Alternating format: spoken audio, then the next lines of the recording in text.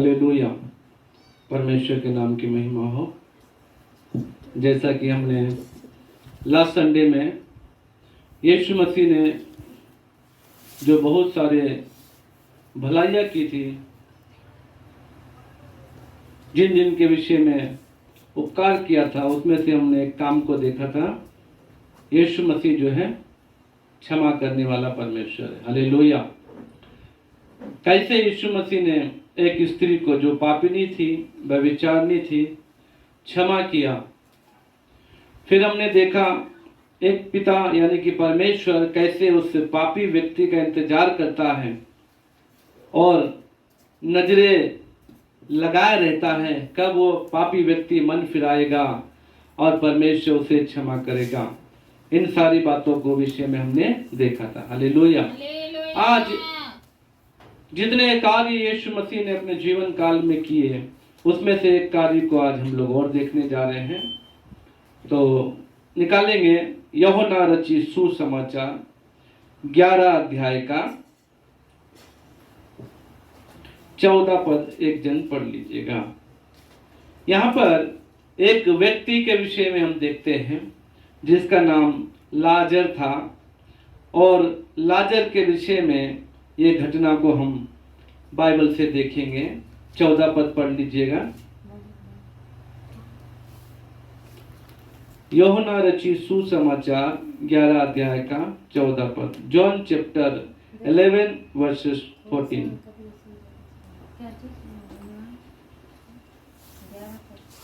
14।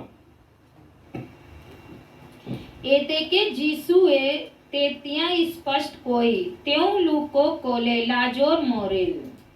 यहाँ पर एक व्यक्ति है जिसका नाम लाजर है। हिंदी में भी एक बार पढ़ लीजिएगा।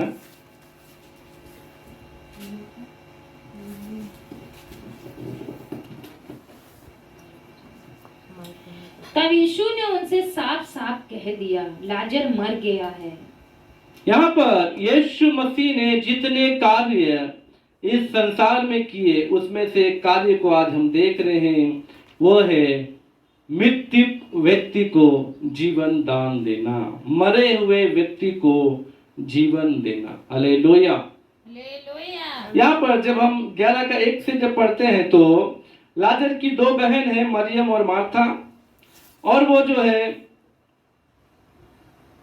बीमार था लाजर, और उसकी बहनों ने कहला भेजा यीशु के पास कि यीशु से कह दीजिए कि वो बीमार है। लेकिन यीशु मसीह अपने चेलों से कहता है, ये बीमारी मृत्यु की नहीं, परंतु इस बीमारी से परमेश्वर के नाम की महिमा होगी। तो यीशु जहां पर था वहां पर 1-2 दिन और रुक गया। उसके बाद अपने चेलों से कहता है, लाजर सो रहा है, हम उसे जगाने के लिए जाएंगे। उनके चेले कहते हैं लाजर सो रहा तो वो खुद ब खुद उठ जाएगा। लेकिन जब 14 पद में हमने देखा तो उनसे यीशु मसीह ने साफ साफ कह दिया, लाजर मर गया है। अब मरा हुआ व्यक्ति कैसे जिएगा?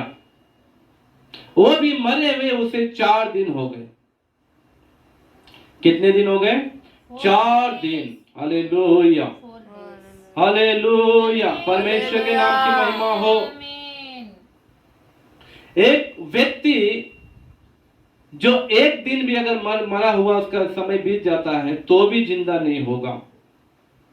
ऐसा हम अभी भी देखते हैं, और पहले की घटनाओं में भी, पहले के दिनों में भी सुनने को मिलता है। लेकिन ये कार्य कौन कर सकता है? एक मरे हुए व्यक्ति को कौन जिला सकता है? हालेलुया, केवल परमेश्वर, जो साक्षात परमेश्वर है। परमेश्वर के नाम की महिमा हो। कोई भी इंसान, उसके पास कितनी भी ताकत क्यों ना हो, कई प्रकार की शक्तियां क्यों ना हो, कितने प्रकार की उसके पास सामर्थ, अभिषेक ही क्यों ना हो, वो किसी भी मरे व्यक्ति को जिला नहीं सकता। लेकिन जब तक परमेश्वर ना चाहे तब तक। पुराने नियमों में भी हमने बाइबल में जब देखते हैं, एलिशा नाम का व्यक्ति मरे व्यक्ति को जिलाया, एलिया नाम का व्यक्ति मरे व्यक्ति को जिलाया। हालेलुया। हालेलुया। यहाँ तक एलीशा की कब्र में एक मरे हुए व्यक्ति को ले जाके रख दिया, तो उसके हड्डियों से उससे कब्र जो मरा हुआ व्यक्ति का जो शरीर ऐसे लगा, वो तुरंत जीवित हो गया। ये किसी की सामर्थ्य से नहीं, परंतु केवल परमेश्वर की महिमा और परमेश्वर की इच्छा से हुआ। हालेलुया। परमेश्वर के और जो चाहते हैं परमेश्वर, वो सोचे कि ये व्यक्ति जीवन पाना है, तभी वो हो सका। नहीं तो एलिया के अंदर इतने सामर्थ नहीं, एलीशा के अंदर इतने सामर्थ नहीं। हालेलुया। हालेलुया। लेकिन एक मरे हुए व्यक्ति को केवल परमेश्वर, मात्र परमेश्वर ही जीवन दान दे सकते। हालेलुया। प्रभु यीशु मसीह संसार में आए और आकर कई प्रकार के चंगाइयां, कई प्रकार के कार्य यीशु ने किया। उनमें से एक कार्य ये भी है कि मरे हुए व्यक्ति को जीवन दान दिया। तो यीशु मसीह जो है इस संसार में मरे हुए व्यक्ति को जीवन देने के लिए आए। तो उसमें से दो प्रकार के मरे हुए के विषय में हम देखते हैं। एक तो अभी जो शरीर के रूप से मर गया, जैसे कि लाजर, और यार की एक बेटी जो 12 वर्ष की एक लड़की थी, उसे भी यीशु मसीह ने जीवन दान दिया। उसके बाद एक विधवा जो औरत थी, उसका बेटा मर गया और उसे लेके जा रहे हैं और विधवा बेचारी रो रही है। यीशु ने उस विधवा पर तरस खाकर उसके बेटे की अर्थी को छुआ और वो लड़का जीवन दान प्राप्त किया। हालेलुया। ये शरीर के हिसाब से मरा हुआ व्यक्ति, उसे जीवन दान दिया। लेकिन यीशु मसीह उन व्यक्तियों को भी जीवन दान देना चाहते हैं जो आत्मा में मरे हुए। आत्मा में कैसे मरे हुए, ये भी मैं वचनों से आप लोगों को बताऊंगा। पढ़िएगा मत्ती रचित सुसमाचार 23 अध्याय, मैथ्यू चैप्टर 23। मत्ती रचित सुसमाचार 23 अध्याय, उसका 4 से आगे तक पढ़िएगा। ये पूरे ही चैप्टर जो है एक आत्मिक मरे हुए व्यक्तियों के विषय में हम इस अध्याय में देख सकते हैं। 4 से आगे तक पढ़ते रहिए। वे एक ऐसे भारी बोझ को जिनको उठाना कठिन है बांध कर उन्हें मनुष्यों के कंधों पर रखते हैं, परंतु स्वयं उसे अपनी उंगली से भी सरकाना नहीं चाहते। ये उन व्यक्तियों के विषय में बताया जा रहा है जो कि बड़े बड़े याजक, महायाजक, शास्त्री है, फरीसी लोग, ये अगुवे लोग। यहाँ पे बताया जा रहा है वो अगुवे लोग, वो आत्मा में जो मरे हुए जो व्यक्ति है, वो इतना भारी बोझ उन लोगों पर डाल देते हैं। किन लोगों पर?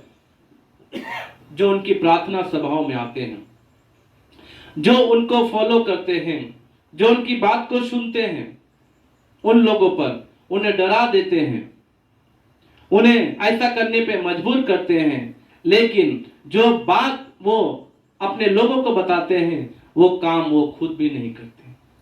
आगे, वे अपने सब काम लोगों को दिखाने के लिए करते हैं। वे अपने सारे काम लोगों को दिखाने के लिए करते हैं। वे अपने ताबीजों को चौड़ा करते और अपने वस्त्रों की कोरें बढ़ाते हैं। वे अपने ताबीजों माने अपनी जो शक्ति है उसको ऊंचा दिखाना चाहते हैं। लेकिन 13 पद से जब पढ़ने के समय में यीशु ऐसे लोगों के विषय में क्या बोल रहा है?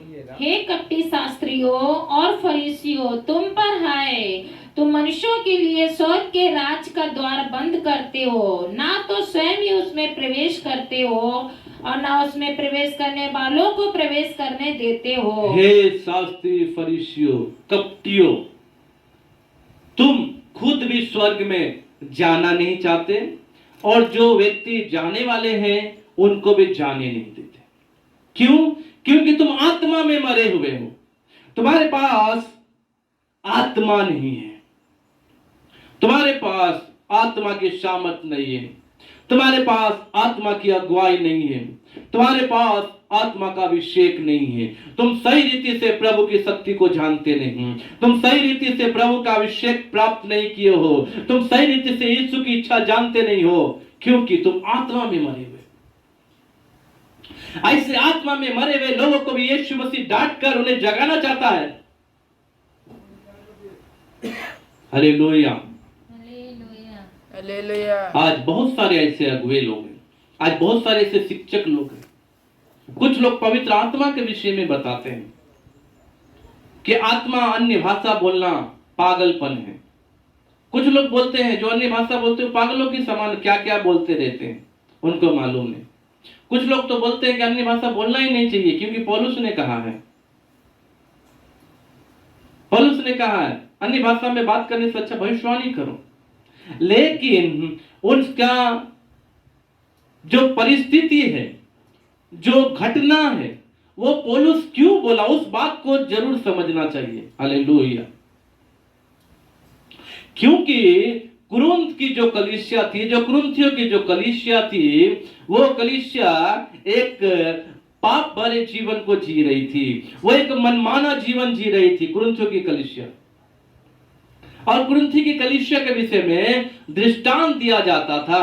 कभी कभी आप सुने होंगे, कोई एक व्यक्ति अगर गलती कर रहा है, वो बहुत बड़ा पाप का काम कर रहा, बुराई का काम कर रहा है, अगर उसी के समान कोई दूसरा व्यक्ति काम करेगा तो उस व्यक्ति को क्या बोलेगा, तुम भी उस व्यक्ति का जैसा बन गए।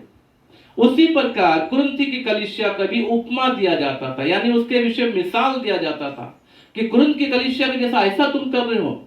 तो कुरिन्थ की कलीसिया में बहुत सारे पाप और बुराई पाया जाती थी।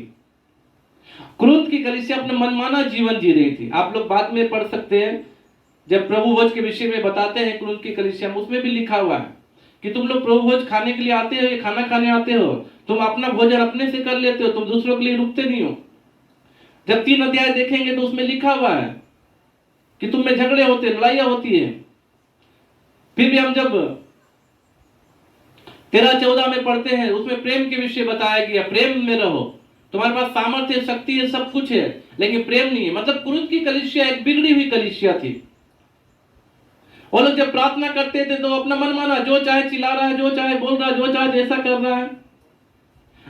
ऐसी परिस्थिति में कुरिन्थ की कलीसिया जब गुजर रही थी, वो अपना समय बिता रही थी, प्रभु की आज्ञा को नहीं मान रही थी, उसी परिस्थिति में पौलुस ने कहा, अगर कोई व्यक्ति आ जाए, तुम खाली अन्य भाषा में बोलते रहो, बोलते रहो, बोलते रहो, बोलते रहो, बोलते रहो, तो कोई क्या समझेगा। इसीलिए आत्मा में और बुद्धि के साथ प्रार्थना करो। बाद में पौलुस ने साफ साफ कहा है, अन्य भाषा बोलने से मना मत करो। तो मेरे प्रिय भाई और बहनों, जो आत्मा में अंधे व्यक्ति हैं, उन लोगों के लिए भी प्रभु यीशु मसीह जगाने के लिए आए। जैसा मरा हुआ लाजर 4 दिन से वो कब्रिस्तान में है, उस कब्रिस्तान में पड़े हुए लाजर को यीशु मसीह ने जिलाया। इसका मतलब यीशु मसीह मैं शक्तिशाली हूं, मैं ऐसा कर सकता हूं, यह दर्शाने के लिए नहीं आए। यीशु मसीह ही परमेश्वर है, वो ही ऐसा कर सकते हैं, ऐसा बताने के लिए आए। और आज कई लोग ऐसे मरे हुए व्यक्ति, सालों साल से मरे हुए व्यक्ति, उनको जागने की जरूरत है। हालेलुया। उनको आत्मा में जागने की जरूरत है। बाद में 23 का आगे जब पढ़ते रहेंगे, 14, 15, 16 बहुत सारी बातों को यहाँ पर यीशु मसीह ने उनके लिए कहा। पढ़ते रहिए थोड़ा सा। हे कपटी शास्त्रियों, फरीसियों, तुम पर है, तुम विधवाओं के घरों को खा जाते हो, दिखाने के लिए बड़ी देर तक प्रार्थना करते रहते हो, इसीलिए तुम्हें अधिक दंड मिलेगा। इसीलिए तुम्हें अधिक दंड मिलेगा। देखिए, हम लोग दिखाने के लिए, प्रार्थना करने के लिए यहाँ पे बता रहा, तुम दिखाने के लिए बड़ी देर तक प्रार्थना, यानी कि बहुत देर तक प्रार्थना करते हो, इसलिए तुम्हें दंड मिलेगा। हे कपटी शास्त्रियों, फरीसियों, तुम पर है, तुम एक जन को अपने मत में लाने के लिए सारे जल और थल में फिरते हो, और जब वह मत में आ जाता है तो उसे अपने से दूना नारकीय बना देते हो। हे कपटी शास्त्रियों, फरीसियों, हे अगुवो, ऐसे अगुवो जो एक व्यक्ति को अपनी मंडली में लाने के लिए बहुत प्रयास कर रहा है, जगह जगह जाकर कोई भी एक व्यक्ति हमारी मंडली में आ जाए, और जब वो उसकी मंडली में आ जाता है, बड़ी बड़ी बातों को बोलकर, मीठी मीठी बातों को बोलकर, हमारी मंडली बड़ी है, हमारे मंडली में कब्रिस्तान है, हमारे मंडली में इतने विश्वासी है, हमारी मंडली बड़ी है, हमारा ऐसा है वैसा, ऐसी बातों को बोलकर जब वो व्यक्ति वो सारी उसकी मीठी मीठी बातों को सुनकर उसके लुभाने वाली बातों को सुनकर उस मंडली में जब जुड़ जाता है, तो वचन में लिखा, मैं नहीं बोल रहा, बाइबल यहां पर बता रही है, वो व्यक्ति उस व्यक्ति को जो उसकी मंडली में आ गया नरक वाला व्यक्ति बना देता। क्यों? क्योंकि वो अपनी मंडली में खुद मनमानी कर रहा है। वो अपनी मंडली में यीशु के वचन को नहीं, परंतु अपने ही वचन को बोलकर लोगों को लुभा रहा है। वो कपटी है। वो यहां पर लिखा हुआ कपटी, कपटी का विषय मतलब छल कपट करने वाला। वो लोगों को झूठी बातों में बोलकर भरमा रहा है। वो विधवा के घर को खा जाता है और देर तक प्रार्थना करता है। जब एक व्यक्ति उसके मंडली में आ जाता है तो अपने से ज्यादा उसको क्या बना देता है? नरकीय बना देता है। यानी वो खुद तो अगुआ जो है नरक में है, वो नरक में जी रहा है। प्रभु के वचन को नहीं मानकर वो परमेश्वर की अनाज्ञाकारिता जो उनका वचन में लिखा उसको नहीं मानकर अनाज्ञाकारिता कर रहा है। वो खुद तो नरक जा रहा है, खुद नरक जा रहा, लेकिन जो स्वर्ग जाने वाले लोग हैं उसको अपनी मंडली में करके अपने से ज्यादा नरकीय बना देता है। और जो उसको चाहता उसी प्रकार वो सिखाता। 16 पढ़िएगा। हे अंधे अगुओ, तुम पर हाय, जो कहते हो कि यदि कोई मंदिर की शपथ खाए तो कुछ नहीं, परंतु यदि कोई मंदिर के सोने की सौगंध खाए तो उसे बंध जाएगा। 23 पद। हे कपटी शास्त्रियों फरीसियों, तुम पर हाय, तुम पुदीने और सौंफ और जीरे का दशमांश तो देते हो, परंतु तुमने व्यवस्था की गंभीर बातों को अर्थात न्याय, दया और विश्वास को छोड़ दिया है। चाहिए था कि इन्हें भी करते रहते और उन्हें भी ना छोड़ते। यहाँ पर सब अपना नियम कानून के अनुसार दान दशमांश वो दे रहा है, कर रहा है, परंतु परमेश्वर की व्यवस्था को मानता नहीं। 25 में लिखा हुआ है। हे कपटी शास्त्रियों और फरीसियों, तुम पर हाय, तुम कटोरे और थाली को ऊपर ऊपर से तो मांजते हो, परंतु वे भीतर अंधेर और असंयम से भरे हुए। हे कपटी शास्त्री फरीसियों, हे अगुओं, हे शिक्षकों जो ऐसी गलत शिक्षा दे रहे हैं, जो आत्मा में मरे हुए लोग हैं, आत्मिक अंधे हैं, आत्मिक मृत्यु को जी रहे हैं, ऐसे लोग ऊपर ऊपर जो है अपने आप को दिखा रहे, मैं बहुत बड़ा पास्टर हूँ, मैं बहुत बड़ा अगुआ हूँ, मैं बहुत बड़ा टीचर हूँ, मैं बहुत बड़ा ज्ञानी हूँ, लेकिन अंदर अंदर बुराई में फंसा हुआ है। तुम पर हाय। 27 में लिखा हुआ है। हे कपटी शास्त्रियों और फरीसियों, तुम पर हाय, तुम चूना फिरी हुई कब्रों के समान हो, जो ऊपर से तो सुंदर दिखाई देती हैं, परंतु भीतर मुर्दों की हड्डियों और सब प्रकार की मलिनता से भरी है। हे कपटी शास्त्री फरीसियों हाय, हे अगुओं हाय, हे ऐसे शिक्षकों हाय। तुम ऊपर से तो दिखाई दे रहे हो कि मैं बहुत देर तक प्रार्थना करता हूँ, तुम ऊपर से दिखाई तो दे रहे हो कि मैं कोट सूट बोट पहनकर एक अच्छा पास्टर हूँ, एक ज्ञानी हूँ, पढ़ा लिखा हूँ, बहुत मेरे अंदर टैलेंट है, ऐसे तुम दिखाई तो दे रहे हो, परंतु तुम्हारे अंदर हर एक प्रकार की मलिनता है, बुराई है, पाप है, शिक्षा सही नहीं है, परमेश्वर के वचन को खुद नहीं मानते हैं, अपनी मंडली में आने वाले लोगों को भी मानने नहीं देते हैं। अपनी मंडली में हर एक लोग को लाने के लिए तुम बहुत प्रयास कर रहे हो और उसे लाकर अपने से दूना तुम नरक के बना दे रहे हो। तुम ऐसे आत्मा में मरे हुए हो, साथ साथ उनकी मंडली में जो जुड़कर जो लोग रह रहे हैं वो भी आत्मा में मरे हुए हैं। आज इस वचन को जो लोग सुन रहे हैं उन सब के लिए, आप लोग जो यहाँ बैठे हुए हैं, आप सब के लिए वचन है। आज यदि आप आत्मा में मरे हुए हैं तो यीशु आपको जीवन दान देगा। Hallelujah, hallelujah, hallelujah. हालेलुया। परमेश्वर के नाम की महिमा। यीशु मसीह संसार में आकर मृत्यु में से लोगों को झिलाए, और जो आत्मा में मरे हुए लोग हैं उनको भी प्रभु यीशु मसीह जीवन दान देते हैं। आप लोग जो भी सोचते होंगे मैं प्रार्थना करता हूं या करती हूं, दशमांश देता हूं, मैं जो चाहे ऐसा बोलते वैसा करता हूं, लेकिन परमेश्वर की बातों को आप लोग नहीं मानते हैं, तो आप लोग भी आज आत्मा में मरे हुए हैं। आप लोगों से परमेश्वर का वचन कहता है, हे कपटी। Hallelujah, hallelujah. आप लोगों से भी परमेश्वर कहता है, कपटी। यदि आप परमेश्वर की व्यवस्था को मानते नहीं, परमेश्वर की वचन को मानते नहीं, तो आप भी आत्मा में मरे हुए। आज आत्मा में आप जीवन दान पाइए। यीशु आपको छिलाएगा। यीशु आपकी इस मरी अवस्था से आपको क्या करेगा? जीवन दान देगा। हम लोग आजकल के समय में देखते हैं सूखी हड्डियां, जो एक हड्डी है, मरे हुए लोगों की जो हड्डियां हैं, उसमें जीवन दान देने वाला परमेश्वर केवल एकमात्र है। Hallelujah, hallelujah. वो सूखी हड्डी जिसका कोई मतलब नहीं, कुछ महत्व नहीं उसका, वो मृत्यु, जो मरे हुए लोग उसकी हड्डियां ऐसे ही पड़ी हुई है, उसमें परमेश्वर ने जीवन दान दिया। हालेलुया, केवल जीवन दान देने के लिए परमेश्वर ही सामर्थ्य है। आज आप लोग आत्मा में मरे हुए हैं, आप लोग को भी जीवन दान देने के लिए केवल परमेश्वर के पास सामर्थ्य है, यीशु के पास सामर्थ्य है। आज आप लोग भी जीवन दान को प्राप्त कीजिए। आत्मा में जागृत हो जाइए, प्रभु के वचनों में जागृत हो जाइए, प्रार्थना में जागृत हो जाइए, वचन को पढ़िए, वचन की बातों को मानिए, बाइबल की बातों को मानिए। बाइबल में जो लिखा हुआ, प्रभु जो काम बोलते हैं वो काम कीजिए, जो नहीं बोलते वो मत कीजिए। आप क्या कर रहे हैं, किस मंडली में है, किस मंडली में जाने से आपको जीवन दान मिल रहा है, किस मंडली में जाने से आप नरकीय बन रहे हैं, कौन सी मंडली आपको बाइबल का वचन सिखा रही है, कौन सी मंडली आपको बाइबल का वचन में जीवन नहीं दे रही है, आपको बाइबल के वचन में बढ़ा नहीं रही है। वो जैसा नरक के जीवन जी रहा, आपको भी नरक के जीवन अगर जीने के लिए बोल रहा है, मेरे प्रिय भाई और बहनों, आज ऐसी मंडली को आप छोड़ दीजिए।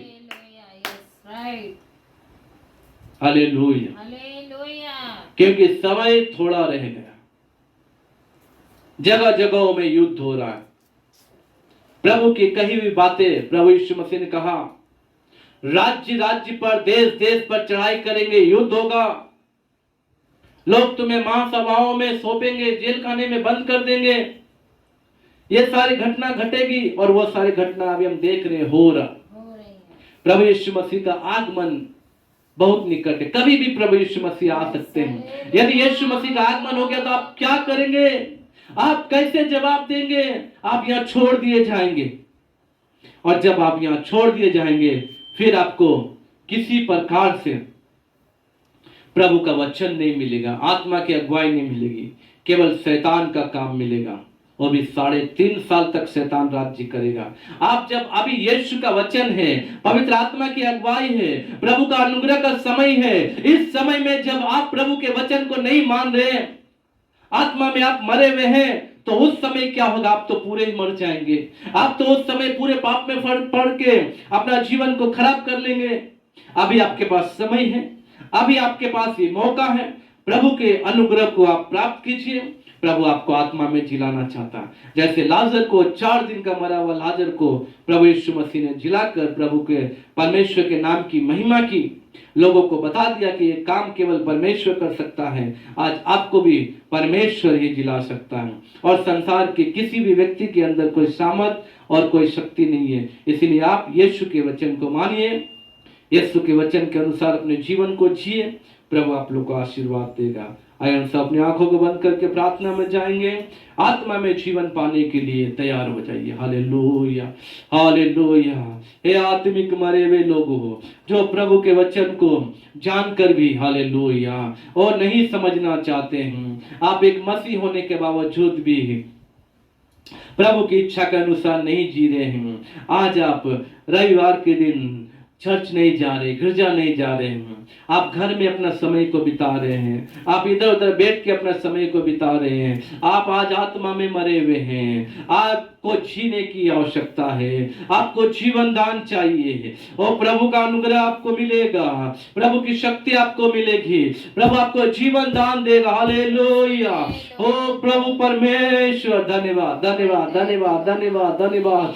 हालेलुया। प्यारे पिता परमेश्वर, एक लोग जो वचन को सुने हैं, एक के जीवन में काम कर। आज जितने लोग प्रभु वचन को सुन रहे, परमेश्वर उनके बंधन को तोड़े, जो भी आत्मा में मरे हुए परमेश्वर, उन उन सबको जीवन दान दीजिए, प्रार्थना का जीवन दीजिए, बाइबल पढ़ने का जीवन दीजिए, चर्च जाने का मन दीजिए प्रभु जी, लगातार आपकी संगति में रहने के लिए मन दीजिए, प्रभु भोज में शामिल होने के लिए मन दीजिए, लगातार प्रभु संसार से अलग होकर केवल आपकी बातें, हालेलुया, जो आप बताते हैं परमेश्वर पिता, उन बातों को मानकर अपना जीवन को व्यतीत करें। वचन में लिखा हुआ है तुम इस संसार के सदस्य ना बनो, वह तुम्हारे मन के नए हो जाने से तुम्हारा चाल चलन भी बदलता जाए। आज सुनने वाले हर एक मसीह भाई बहन को प्रभु जी चाल चलन प्रभु आपके वचन के अनुसार होने के लिए प्रार्थना करते हैं। एक का जीवन बदल दीजिए, जैसे यीशु मसीह आप इस संसार में आके बहुत सारे प्रभु आश्चर्य कर्म किए, उसमें से एक आश्चर्य कर्म किए, मृत्यु के लोगों को झिलाए,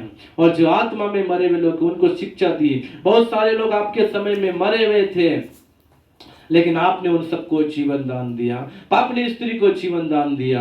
बहुत सारे ऐसे जो पाप में, बुराई में और सूद लेने में जो मरे हुए थे और जो पाप करते जा रहे थे, ऐसे लोग आपने जीवन दान दिया प्रभु। आज यहाँ पर बैठे हुए हर एक लोग, सुनने वाले वचन को प्रभु जी, जितने लोग सुन रहे हैं हर एक को प्रभु जीवन दान दे।